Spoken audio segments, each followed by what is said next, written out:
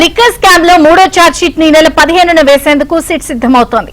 చెవిరెడ్డి భాస్కర్ రెడ్డి, వెంకటేష్ నాయుడు మరికొందరి పాత్రపై ఈ charge sheet లో ప్రస్తావించే అవకాశం ఉంది.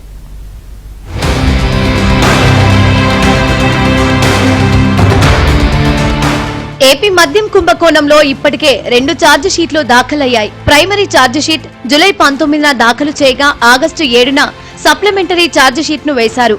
కుంభకోణం ఎలా జరిగింది, వైసీపీ నేతలు ఎలా కుమ్మక్కయ్యారు, ముడుపులు కేసిరెడ్డి రాజశేఖర్ రెడ్డి నుంచి విజయసాయిరెడ్డి, మిథున్ రెడ్డి ద్వారా బాలాజీ గోవిందప్పకు, అక్కడి నుంచి నేరుగా అప్పటి సీఎం జగన్ వద్దకు ఎలా చేరాయనే అంశాలను మొదటి ఛార్జ్ షీట్ లో స్పష్టంగా వివరించారు. షెల్ కంపెనీల ఏర్పాటు ముడుపులను బ్లాక్ ను వైట్ గా ఎలా చేశారనేది సప్లిమెంటరీ ఛార్జ్ షీట్ లో వివరించారు. ఇప్పుడు మూడో ఛార్జ్ షీట్ లో కొందరి పాత్ర గురించి ప్రస్తావించనున్నారని తెలిసింది. చెవిరెడ్డి భాస్కర్ రెడ్డి, ఆయన సన్నిహితుడు వెంకటేష్ నాయుడు, ఆయన పిఏలు బాలాజీ, నవీన్ ను అరెస్టు చేసి ఈ నెల 15వ తేదీ నాటికి 90 రోజులవుతుంది. మూడో ఛార్జ్ షీట్ లో వీరి పాత్ర గురించి సిట్ వివరించనుందని సమాచారం అందింది.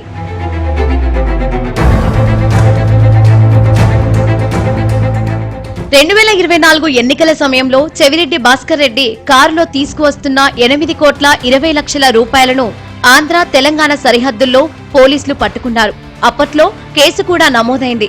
మద్యం ముడుపులో హైదరాబాద్ నుంచి కసిరెడ్డి రాజశేఖర్ రెడ్డి పంపగా వీటిని చెవిరెడ్డి భాస్కర్ రెడ్డి, ఆయన సన్నిహితుడు వెంకటేష్ నాయుడు ద్వారా చిత్తూరు, నెల్లూరు, ప్రకాశం జిల్లాల్లో వైసీపీ అభ్యర్థులకు 200 నుంచి 300 కోట్ల రూపాయల వరకు పంపిణీ చేశారని సిట్ దర్యాప్తులో తేలింది. నోట్ల కట్టల మధ్యలో నుంచొని డబ్బులు ఎక్కడికి పంపాలో సన్నిహితులకు వెంకటేష్ నాయుడు సూచనలు చేస్తున్న విజువల్స్ సిట్ కు దొరికాయి.